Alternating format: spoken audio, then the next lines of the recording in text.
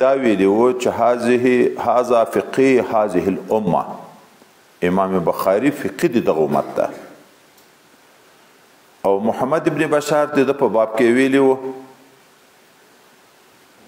چې هو افقه اهل زماننا، د موږ په زمانه کې افقه ترین انسان دی ده. او یو وخت کې وی چې سید الفقهاء، او پخوا د فقه لفظ په سلفو کې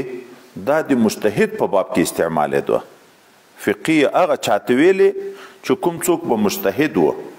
نو حضرت امام بخاری رحمه الله خپل مجتهد. نور دا خبر به بیا په ترمذی شریف کې ذکر کوو چې دا مذهبونه مخکې ډیر و، خو نن سبا په څلورو کې پاتې دي. هغه وجه به نور بیا هلته ذکر کوو. نو امام بخاري یو قول دا ده چې خپل یو مستقل مذهب درلود. دوم قول دا ده چې امام بخاری رحمه الله شافعي المسلک ده، ځکه چې د استادان شافعي وو. چې استاد د شافعي عقیدې وو نو شاگرد به هم شافعي وي. دغه دلیل ذکر کوي، لیکن دا دلیل ضعیف ده. ولې که د استازي حیثیت شي نو د امام بخاري ډیر استادان احناف تیر شوي دي، تر شوافیعو نه احناف استادان ډیر دي. دریم قول چې امام بخاري رحمه الله حنبلی المسلک ده، د امام احمد ابن حنبل په مسلک باندې ده. څلورم قول دا ده چې دی مجتهد منتسب الی شافعی ده. څه معنا؟ مطلق مجتهد نه ده، مجتهد فی المذهب ده. دا به بیا هلته د تقلید په مسله کې موږ تاسې بیا خبرې کوو ان شاء الله العزیز. پنځم قول دا ده چې دی نه مجتهد ده نه مقلد ده، دی د اصحاب الحدیثو د جملې نه ده. هغه محدثین کرام چې د هغو په احادیثو کې مهارت مسلم ده، د هغو ډیرو په باب کې به دغه خبره راځي چې یو قول د دوی په باب کې دا راغلی چې دا نه مجتهد نه مقلد، دا د اصحاب الحدیث. اصحاب الحدیث دا معنا ماهر فی الحدیث ته په حدیث باندې خپل عمل کوه. دا پنځه قوله د امام بخاری رحمه الله د مذهب په متعلق کې دي. دوم خبر د امام بخاری رحمه الله په احوالو کې ابتلا او مصائب چې په د څومره ابتلاوې راغلي دي، مصیبتونه راغلي دي، پس له فراغت نه د دومره عظیم علمیت سره د څومره امتحاناتو سره مخامخ شوی. اول امام بخاری رحمه الله پس له فراغت نه چې حجاز کې 6 کاله تیر کړه، بیا چې راغی خپل وطن ته، نو په خپل وطن کې درس د احادیثو شروع کړ. خو د بخارا یو لوی عالم ابو حفص کبیر حنفی چې د احنافو د مذهب یو لوی عالم په علاقه کې و، او د بخارا علما خو ټول د استادان و. نو یغه د ته ویلې امام بخاری ته چې درس د احادیثو کوه، خو په فتواو کار مه لره. دا ګوري چې موږ تاسې د فتواو سلسله ګورو، دا چې کوم اصول د فتوا ورکولو دي په هغه عالم کې څه شیان شرط دي. یو لوی خبره دا ده چې ده به د یو فقهي ماهر سره ډیر وخت تیر کړی وي. د احادیثو د تفاسیرو نه خو سړی فتوا نشي ورکولی. ده ته ویلې چې په فتواو کار مه لره او احادیثو درس کوه. خو یو وخت کې نوی ځوان ملا او جذباتي ملا او ښه ملا چې مشهور هم شي، نو طبعا خلکو فتوا تر غواړي. ده د فتواو نه مخ ونه ګرځو او دغه سپین ږیري عالم مې ونه منل، نو په یو ابتلا کې واقع شو. دا خبر په ده پسې چا مشهوره کړې، والله اعلم وایي چې اصلي حقیقت لري که نه، خو تاریخ لوی لوی علماو دا خبره را نقل کړې چې د ده نه چا دا پوښتنه وکړه که یو هلک او یوه جنکۍ د یوې وزې شودې سره وروي کنکی هلک دا ده ته د رضعت په موده کې په دا 2 کالو کې د یوې وزې شودې ورکوي مور یې مړه ده یا یې مور شودې نشته یوې کنکۍ جنکۍ ته هم دا د رضعت په موده کې د دغې وزې شودې ورکوي آیا دغه هلک او دغه جنکۍ سره رضعي ورور او خور ګرځي که نه ده ورته ویلې چې او دا هم سره خور ورور دي نکاح په خپل منځ کې ذاتي سره ناروا ده اوس وایي که سړی نفس الامر ته وګوري دا خبر خو به یو ادنا طالب هم ونه کي دا د رضاحت حکم دا خو د یوې ښځې د تیریدلو د یو انسان د تیریدلو حکم ده که په حیواناتو سره خویندې ورونه کیږي خو بیا خو کوچیان ټول سره خویندې ورونه ټول خلک د غواو زمن او د میږو زمن بیا بلل کیږي دا خو نه دي خو مشهوره شوه په ده پسې دا خبر مشهوره یکدم په ده پسې خبرې شروع شوې د اخر مجبوره شو تنګ شو د خلکو نه د دغه ځای نه یې سفر وکړ جلاوطني اول ور راغله په ده باندې بیا چې کومه علاقه کې واړول په هغه علاقه کې بیا د ده نه یو وخت کې چا پوښتنه وکړه چې ایمان مخلوق ده که غیر مخلوق مخکې عقیدوي مسایلو کې اختلافات ډیر وو ده ورته ویلې چې ایمان مخلوق ده دغه علاقې بیا مشران علما ابو بکر ابن حامد ابو حفص زاهد ابو بکر اسماعیلی د احنافو بیا غټ علما دي یو وخت کې دوی ټولو په یوه ځای په دې خبره دسخط سره کړی و د هغه مبتدعینو په مقابل کې چې څوک هم ووایي چې ایمان مخلوق ده دا سړی کافر ده او امام بخاري په دغه قایل شو چې ایمان مخلوق ده نو بیا یو لوی اختلاف او جنجال جوړ شو چې آخر امام بخاري بیا جلاوطني ته مجبور شو خو اوس په دغه خبره کې بیا یو خپله موږ تاسې شک ورکو هلته خو هغه اختلاف راغی اوس موږ به څه عقیده لرو چې ایمان مخلوق ده که غیر مخلوق ده وایي دغه مسله کې تفصیل ده که د ایمان نه کلمه طیبه واخیستی چې لا اله الا الله محمد رسول الله قرآن عظیم شان کې لا اله الا الله او دغه شان محمد رسول الله دواړه ذکر دي ګوښي دا دستور د قرآن ده آیین او قانون د قرآن ده قرآن کلام د رب قدیم ده نو بیا ایمان قدیم ده بیا مخلوق نه ده حادث نه ده او که د ایمان مراد اقرار باللسان تصدیق بالجنان عمل بالارکان شي نو دا خو ټول افعال د عبادو دي بندگان مخلوق دي نو د دې افعال هم مخلوق دي خو دا چې چیرې سړی په حسد او په عناد کې سره واقع شي د چا سره هلته بیا د خولې خبره ته چې ووته او دستي فتوا ده تفصیل نه کوي تحقیق نه کوي ځکه احتیاط ډېر پکار ده په مسایلو کې چیر نه ده پکار د چا سره دواري بیا جلاوطني ته مجبور شو دریم وار لاړ نشاپور ته د ده یو مخکنی استاذ امام زهلي رحمه الله چې خبر شو چې امام بخاري را روان ده پردیس ته خلکو جفا کړې ده او دی لوی عالم ده نو ده په خپلو شاګردانو کې اعلان وکړ سبا ته محمد ابن اسماعیل دا را روان ده چې موږ تاسې استقبالیه ته وروځو د نیکو خلکو استقبالیه دا بل ځای کې موږ تاسې ته راځي دا په احادیثو کې ثابته ده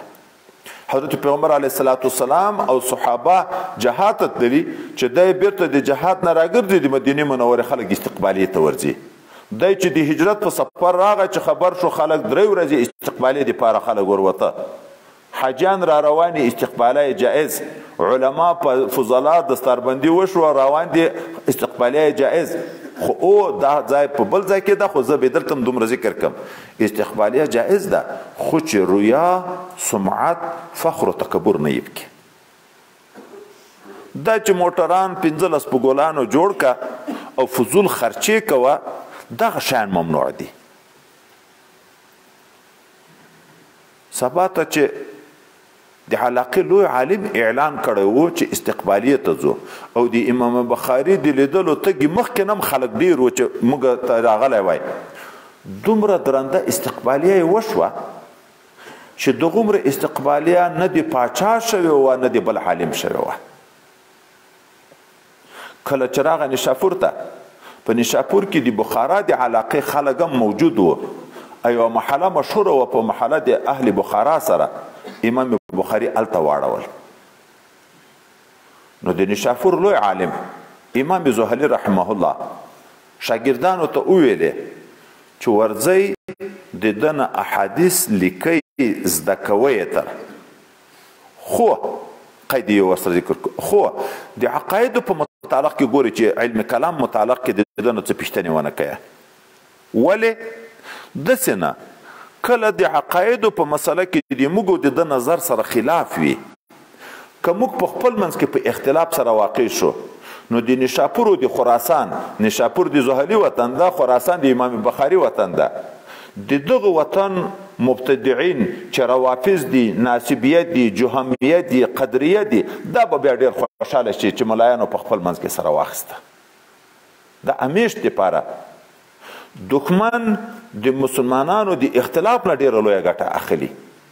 مسلمان باید متفق اوسیږي، علما باید متفق اوسیږي. د دوی د اختلاف نه کفار خپل تحریکونه په مخ باندې بیایي، مبتدعین خپل تحریکونه په مخ باندې بیایي. نو یو د دغه احتیاط په بنیاد ورته ویلې احادیث تر نقل کوئ، خو علم کلام کې بحث ما ورسره کوي، ځکه داسې نه وي چې کله د موږ د ده نظر چې سره خلاف وي او بیا به په خپل منځ کې به فتواوې سره شروع کړي، مبتدعین به خوندونه اخلي. څه وخت چې تېرېدو د امام بخاري عزت، د امام بخاري رسوخ په علاقه کې ورځ په ورځ زیاتېدو. امام زهلي اول خو استقبالیه ته وروتلی و. انسان عاجز د خدای پاک د موږ کامله اصلاح راولي، چې نفس کامل نه یې اصلاح شوی دستي حسد پیدا کیږي. دا چې د شهرت ختمېدو باندې ده او بل سړي شهرت ډېرېږي او د ده په وطن کې څه حسد پیدا شو. دا دغه اوس انتظار و چې اوس څه خل امام بخاري پسې واخلو د دغه وطن نه اوس بیرته. هغه پیښه دا شوه، یو چا امام بخاري ته مېلمستیا کړې ده او موږ او تاسو د موجوده وخت کې وینو چې یو عزتمن عالم یا یو پیر یا یو څوک یو علاقې ته راشي، څوک چې میلمه کوي نو د وطن علما هم ټول ورسره راوغواړي د عزت لپاره. دغه میلمستیا ته د علاقې چې د نور علما هم راغوښتل شوي دي، په دغو علماو کې بعضې مفسدین وو. یغو په عام محضر کې د امام بخاري رحمه الله نه پوښتنه شروع کړه د قرآن عظیم شان په متعلق کې. دغه مسله کې بیا ډېر لوی اختلاف په دغه وخت کې چې قرآن مخلوق ته که غیر مخلوق ته. د ده نه پوښتنه وکړه چې قرآن مخلوق ته که غیر مخلوق. امام بخاري خو چونکې په امتحاناتو کې واقع شوی و، بار بار پوه شو چې که اوس د خولې نه مې څه الفاظ ووته کله کیدی شي چې بیا جنجال راته جوړ شي، جواب یې ورنکړو. بیا په دغه مجلس کې یو خلکو بیا پوښتنه وکړه قرآن مخلوق ته که غیر مخلوق ته، د بیا جواب ورنکړه. خو یو بیا پوښتنه وکړه. دا چې په یو عام مجمع کې ما درته هغه اول ورځ کې ویلي و چې سبق په مابین کې پوښتنې ده، خو کله ټول کار نظام سره خرابوي. چې پوښتنې شروع شي او دی چې جواب نه ورکوي نو طبعا عام خلکو ته اشتباه پیدا کیږي، هغه ملا اخر مجبوره کیږي یو څه به ویایي. نو امام بخاري ویلې قرآن کلام الله تعالی غیر مخلوق وافعال العباد مخلوقة والامتحان عنه بدعة. قرآن کلام دی الله غیر مخلوق ده، خو افعال دی عبادو. دغه ځای ته اوس یو اشاره هغه کوي، دا تلاوت چې څوک کوي دا ژبه چې خوري دغه خو پیل دی بنده ده. افعال دی عبادو مخلوق دي، خو امتحان پوښتنې په داسې مسایلو کې کړن دا بدعت ده.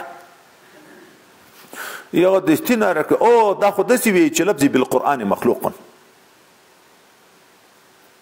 چې دایما تلفظ په قرآن دا مخلوق ده دا خو ایده خو معنا خو نه ده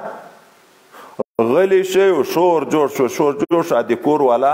دغه یو څه مفسدینو چې دا شر شور ډیر شروع کړه دی وایست خو چې هغه مفسدین وو یواره دا خبره خو پټه نه کړه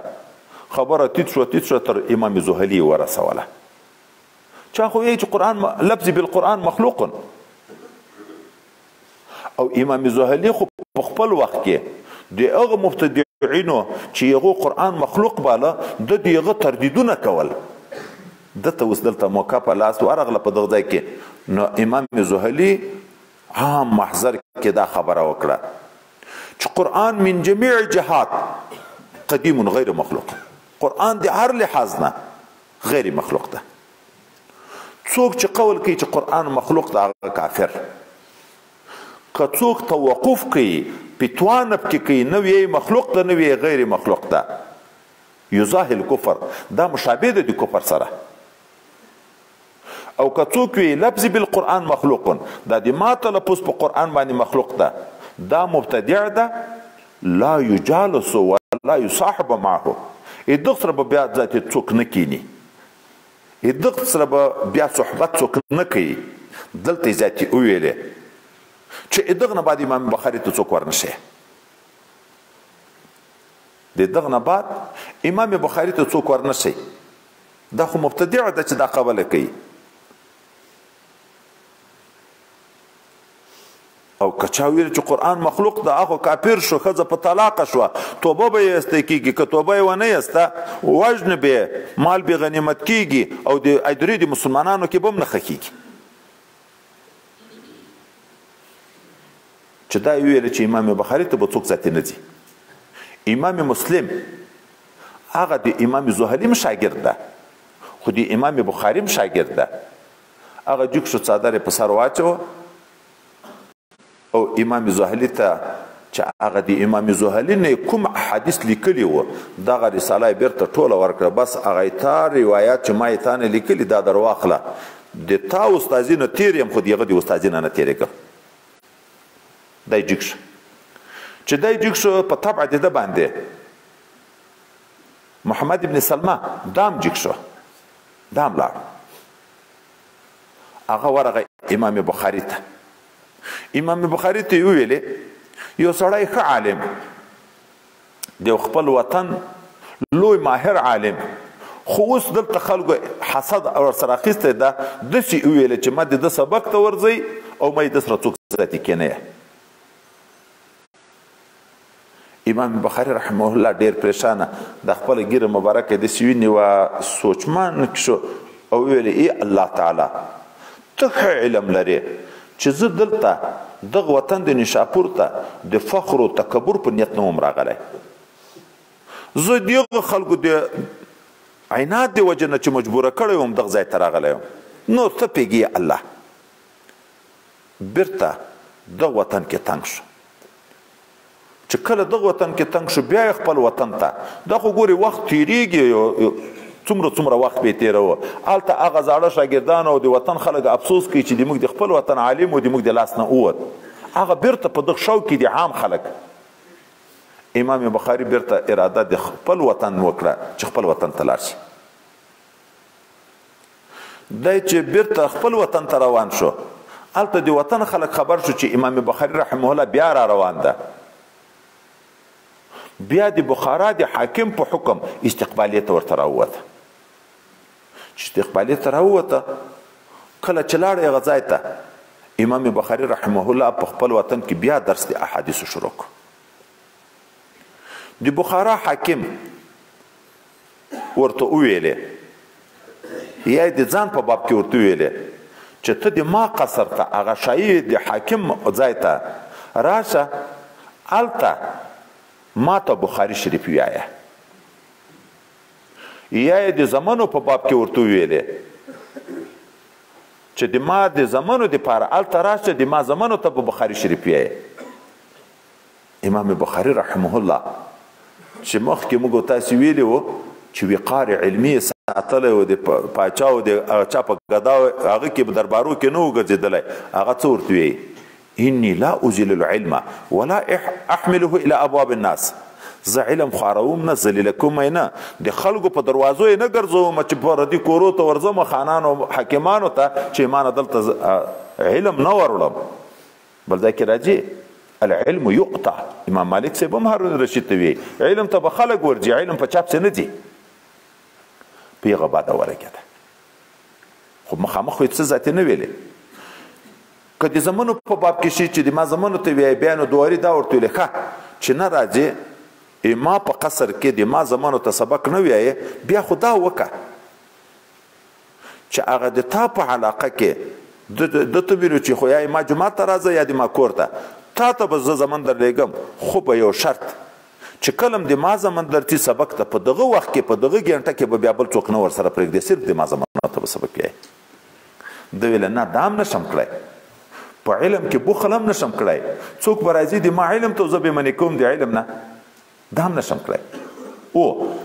که د ما وجود دلته په بخارا کې در باندې بوج وي او ما خامخا مجبوره یې چې ما دربار ته به راځي علم ته تا دربار ته خو نه درځم او په خپل ځای کې هم د تا د زمانو دپاره خصوصي ځای نه وخت نه منتخب کوم خو په ما بیا بندیز ولګوه چې حدیثو درس مکه ته را باندې بندیز ولګوه ما به عذر الله ته موجود شي چې په ورځ د قیامت باندې که خدای پاک د ما نه پوښتنه کې هغه حدیث مبارک چې من سئل عن علم ده چا نه پوښتنه د علم وشي او دی جواب ورنه کړي وا سړی طالب مجبور یې هغې پوښتنې ته دی جواب ورنه کړي دغه عالم خولې ته به د اور کیزه ورلویږي په ورځ د قیامت کې چې زه د هغه عذاب نه خو بیا خلاص شم عذر به موجود خو چې زه حاکم دی وخت نه پرېږدم د حاکم سره چې یوه خبره هم نه ومنله طبعا خبره دا د قدرت خو هم د تکبر یو لوی عامل ده او کبرجن سړی یخ ته خو خامخه خشک او حسد او دا پیدا کېږي چې ما ته څوک څنګه سپین غږېږي دا سپین ویل مشرانو ته دا هلاکت سره سړی کله مخامخ کوي حسد پیدا شو نو بیا نو دا کار وکړه چې د خپل جنس نه کار واخله څه ملایان یې پټ پوه کړه چې په ده پسې بیا یوه فتوا وکیه یو شی پسې مشهور کیه چې په خلکو کې بدنام شي بیا مجبوره شي وتل ته دلته ذاتي نوم نه ده اخیستی چې کوم شی پسې مشهوره کړه خو یوه خبره بیا جرګه کړه غلطه په ده پسې چې په ده پسې دا خبر غلطه کړه دی بیا غریب مجبوره کړه جلاوطني ته نو دلته یې وویلې چې یې رب کریمه دغه خلکو خو اصلا د ما د سپکاوي اراده د بل څه اراده نه ده خو الله تعالی ته دوی ته هغه څه ور وویني چې د ما نه یې غواړي دوی د ما سپکاوی غواړي خدای ته دوی ذلیله کړي وایي رښتیا وي الله من عاد لي ولیا فقد اذنته بالحرب د ما چې څوک دښمني کوي د ما د دوست د ما اعلان جنگ ده دوی د الله د دوست دښمني وکړه الله یې انتقام واخیست دغه حاکم لکه والی د بخارا دغه ته لوی پاچا په قهر شو په یو شي خدای پاک ورته په غضب کو لکه مثلا د رشوت یو چی په تورې ویني او دا والی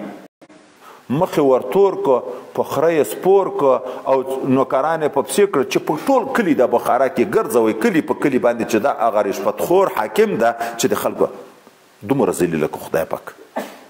هغه ملایان چې د ده په باب کې غلطه فتوا کړې هغه هم ټول وایي خدای پاک ذلیله کړه دی بیا روان شو د وطن نه بېکند علاقه چې د ده یو استاز چې د ده باندې اصلاح یې کولې دغه علاقې ته چې ورسېدو چې اوس دلته وخت تیر کړي د بېکند خلک کې مختلف شوه چا ویل د موږ په وطن کې د واړی خپل دیني خدمت یې کوي چا ویل نه دا ملا دا اختلاف پیدا کوونکی ملا ده په هر ځای کې جنجالونه وي د ملایانو سره سبا د موږ په ملک کې اختلافات پیدا کېږي دلته دې نه اړوي چې اختلاف جوړ شو د بیا هلته هغه ځای کې وخت تېرېدن مناسب ونه باله خو بل طرف ته د سمرقند خلک چې خبر شوه هغو دعوت ورکړو چې د موږ وطن ته راشه دی روان شو د سمرقند په لوري باندې خرطونګ علاقې ته چې ورسېدو نو هلته یې د ده څه دوستان وه هلته یې د یو څو شپو دپاره واړول چې ودرېږه د سمرقند حال دې ښه معلوم شي چې په ټول مې په مینه غواړي او که بیا اختلاف ده. د روژې مبارکې میاشت راغله، روژه ده، دی دلته اوسیږي، دغه د کور چښتن ویایي چې یو وخت کې د تهجدو په وخت کې ما د امام بخاري رحمه الله نه دا دعا واورېده: اللهم ضاقت بي الارض بما رحبت فاقبضني اليك. ای خدای نعمت تعالی نور خو مخ د مځکې په ما تنګ شو، سره له پراخي په یو وطن کې مې نه پرېږدي، نور مې در وغواړه خپل وصال ته. میاشت نه وه پوره شوې چې لاړ د دنیا نه وفات شو. دعا مو خو ویلي وو چې مستجاب دعوات ده که نه. د اختر په شپه د سمرقند خلکو بیا دعوت وکړو چې راشه، دی وروان کېدو چې روان شي او دلته د ضعف حال ده دته. یو دوه نفرو ونیوه جګې کړه، هغه دابه یې چې دته برابره کړې ده، آس ته اوښ ته هر شی چې دي د یخ په لوري وروان کړو چې په هغه یې سپور کړي او بوی یې د سمرقند په طرف باندې په ده په د عین لیار کې ضعف راغی، خوله په شروع شو چې کېمینوئ، بیرته یې کېنوه. په دغه شپه باندې بس لاړ د دنیا نه، جامې بدلې کړې، روح مبارک الله تعالی ته وسپاره. د افتې شپه، د کوچني اختر شپه، د ماخوستن د لمانځه نه بعد وصال شو او د افتې په ورځ، د اختر په ورځ، د ماسپښین د لمانځه نه بعد دغه خرطوم علاقه کې دفن شو. درېیمه خبر، یو زیری بشارت چې مخکې موږ ویلي وو چې خوبونه په اسلام کې زیری ده، علماو بیانول، نبی علیه السلام بیانول، صحاباو بیانول، پوښتنې کېدې، اوس نو وګورئ. عبدالواحد ابن آدم یو عالم ده، هغه د بلې علاقې ده. هغه وایي د شپې خوب وینم چې حضرت محمد مصطفی صلی الله علیه وسلم او صحابه مبارکین یو ځای کې ولاړ دي. زه روان یم، دوی ته چې ور ورسېږم سلام ور واچوم. د سلام نه بعد د حضرت پیغمبر علیه السلام نه پوښتنه وکړم: څنګه دلته ولاړ یې صاحب؟ حضرت پیغمبر علیه السلام جواب کې راته وی: ننتظر محمد ابن اسماعیل. موږ امام بخاري ته انتظار یو را روان ده. وایي دا خوب مې ولید، خو په بل وطن کې د بخاري د مرګ نه خبر هم نه ده. بل وخت کې خبر شوم چې امام بخاري وفات ده، چې پوښتنه مې وکړه په هغه شپه چې ما خوب لیدلی و چې رسول الله او صحابه ورته انتظار دي، په هغه شپه باندې دی وفات شوی و. اخرنۍ خبره، د مرګ نه بعد یو کرامت ښکاره شو. په کوم ځای کې چې دی دفن کړ، د قبر مبارک د خاورو نه خوشبویي شروع شوه. چې خاورو نه خوشبویي شروع شوه، خلکو د تبرک دپاره دا خاورې د تبرکات ګوره شته، دغه ځای کې نقطې نقطې ځای په ځای دا نوټ کوئ در سره. خلکو چې دغه حال ولیدو، د تبرک دپاره د د قبر خاورې وړې کورو ته، حتی دا خاوره قبر تر لحده پورې به ورسېدو. خلکو منې کول، علماو منع کړه چې ما وړئ دغه قبر خو لوڅېږي که نه، خو خلکو نه پرېږد، 2-3 واره خاوره به پټ کړو، خلکو به وړې. محافظین یې ورته مقرر کړه، چوکیداران، چې خلک مه پرېږدئ چې دا خاورې ته ریسي، خو خلک نه منې کېده.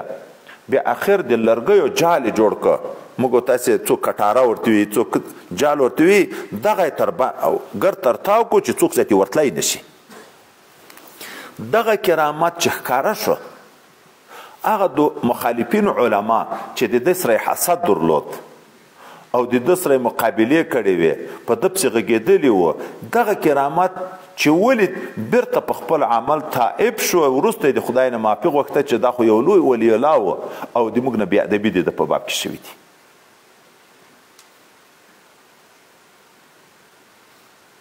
دا چې یو څوک بیان کوي، یو خلیفه صاحب چې امام احمد صاحب د موږ اهل سنت والجماعت حقیقت خدای پاک اکثره د مرګ نه بعد ښکاره کوي. زموږ خلیفه سي مبارک د ارغندۍ چې په کوم وطن کې اوسېدو د هجرت هلته د وطن بعضې خلکو ډېر حسد درلود د طریقت سره ناشنا و نور به ډېر نه غږېږو نو ډېر حسدونه یې درلود چې کله دی وفات شو او په دغه نږدې مدرسې او دغه ځای کې د خلک د جنازې نه ځایېده دومره خلک راغله بیا یې هغه خلک چې په ده پسې غږېده د هغو ځای ته ور چې هغو ډېر وسیع ځای و هغه ځای د جومات کې خو نه ځای دی د جومات نه راباندې د یوه غونډۍ نه تر بلې غونډۍ د مابین ټول ډک شو د جنازې نه بیا هغه مخالفینو به وروسته ویلې چې یا دا سړی خو ډېر لوی سړی و موږ څه بې ادبي وکړه دی موږ ونه پېژنده پس د مرګ نه بیا وپېژنده دا چې سړی په یو ځای کې خدمت کوي د خدای د رضا دپاره کوي خدای پاک په خلکو کې د ده مقبولیت راولي نو خو ما ویلې چې هغه طبعا دا ده چې د بل چا شهرت ختمیږي د ده شهرت راځي نو حسد پیدا کیږي دا خو طبیعي خبره دا ده خو چې کله هغه سړی د هغه وطن نه لاړ شي په ژوند یا په مرګ پس د هغه نه بیا خلکو ته حقیقت واضح شي چې دا خو یو لوی سړی و خو د موږ نه بیا د بې شوي دي موږ ګټه وانخیسته بهر تقدیر دا د حضرت امام بخاری رحمه الله د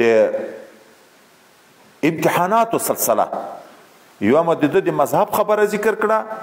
15 قوله وپکې بل مو د امتحاناتو خبره ذکر کړه چې 4 وارې هجرتو ته مجبوره شوی ده او بل د ده د مرګ نه بعد او بشارت